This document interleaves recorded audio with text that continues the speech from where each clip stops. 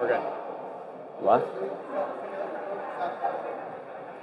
All right, well, welcome back, ladies and gentlemen, to sunny Bloomington South for this year's physics boat race. As you can see, all the contestants lining up at the edge of the pool. You notice a wide variety of structures. We got some waves from some of the contestants over there, Kang and Kenneth, so we'll start with their boat. They've got a large, fully taped boat. One thing I've noticed about theirs is it's definitely the heaviest boat out of any in the entire contest. Took 2 men to carry it down here. It's a large structure. I think while it will have no difficulty staying afloat, the difficulty with that boat will be advancing along the pool in a timely manner. If you look at the boat manned by Leon, Lyles, and Lakin, it is by far the most unique structure in the entire contest. The idea is that Lyles plans on laying on his stomach on that top of the platform you see right there. And that's in between lanes 3 and 4, if you're wondering. And he will attach 2 semicircle shaped paddles to his hands and take it for a ride. So very curious to see how that one goes. Hard to call it a dark horse candidate, and they do celebrate as it does float. Going down the line, we have multiple similar styles.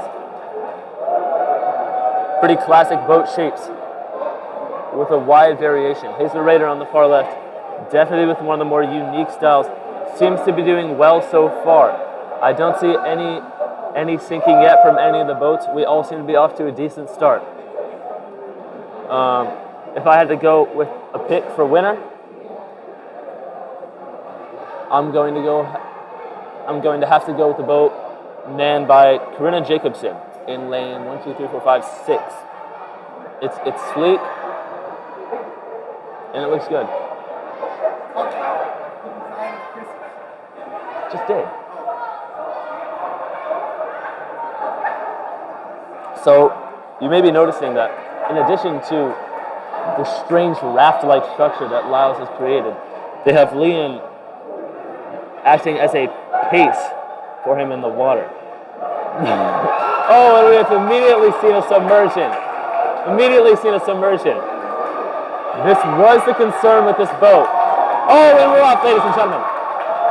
Immediate lead by Strong's team on the far left lane. But Waterford seems to be taking over. Jacobson close behind. Lyles struggling to man his boat at all. We already have multiple down.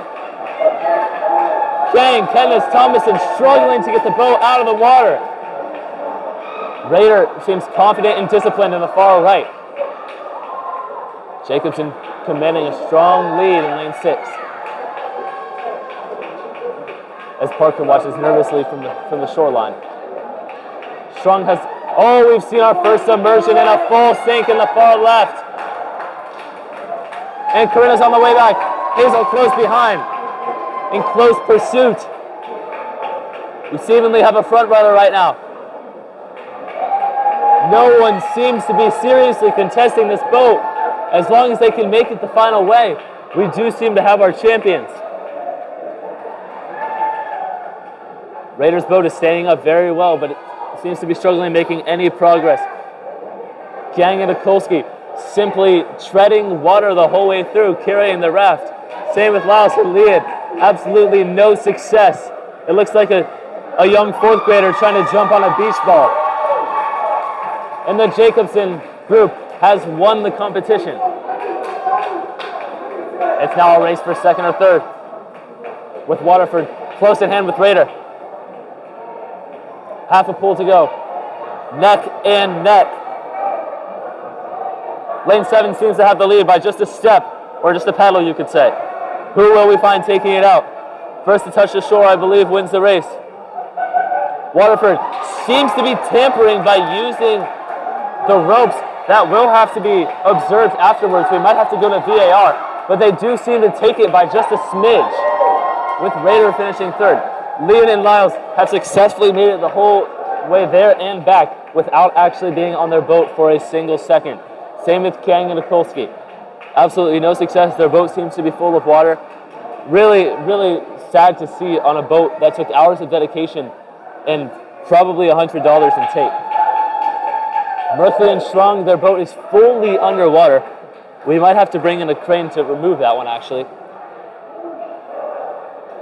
But overall, we're seeing the conclusion of this contest now. Jacobson's team seems very pleased with their results, finishing first in the race, boat safe and intact out of the water. And there we have it. And the crowd erupts in applause. It was a great race today. You know, we saw a variety of successes and failures. As you can see, Leon trying to get aboard his raft that is comparable to something on maybe Survivor. Leon still failing, even in the redemption lap, to make any serious progress. It's pretty sad to see, in all honesty. We had high hopes for that team. They had a great money line, sponsored by DraftKings. And it's unfortunate to see, as we see already the caving of some boats full of water, ruined. And it's a war zone out here. That's what I always like to say. It's a war zone, you know. Day in, day out, they work for this day of the year, and it always doesn't come out with the results you want. But a lot of promising teams, some with equally promising results, and some not so much. But you know, I think they're all grateful for the chance to compete anyways, and we had a good race. So if we look at Jacobson's boat, of course, also with Lee, Wu, it's a great team over there. I'm not sure the name of the other girl manning the boat. I apologize, but they had a pretty classic design, comparable to maybe a canoe or a kayak. You know, they went simple, they went old school, and you know, at the end of the day, I think it paid off. So I applaud their ambition to stay true and trust history. That's what they did.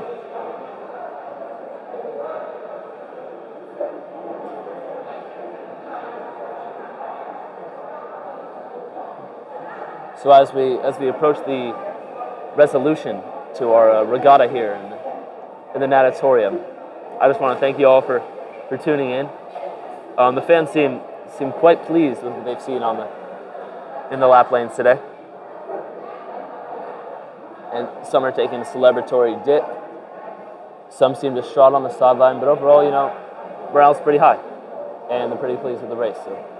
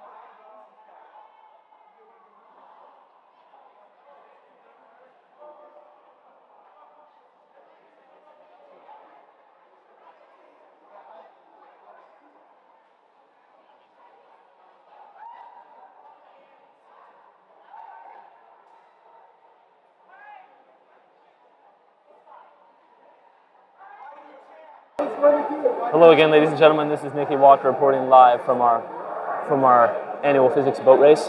I just had the chance to speak with a few contestants on the race, as we have received an influx of fans after the race has already finished.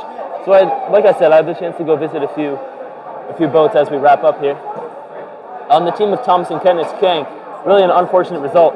They went for an ambitious design, having a sort of triangle shape into the water. It did not work out, as they just told me. It unfortunately caused the boat to immediately roll and did not allow them to enter the water safely. They really didn't make any distance at all.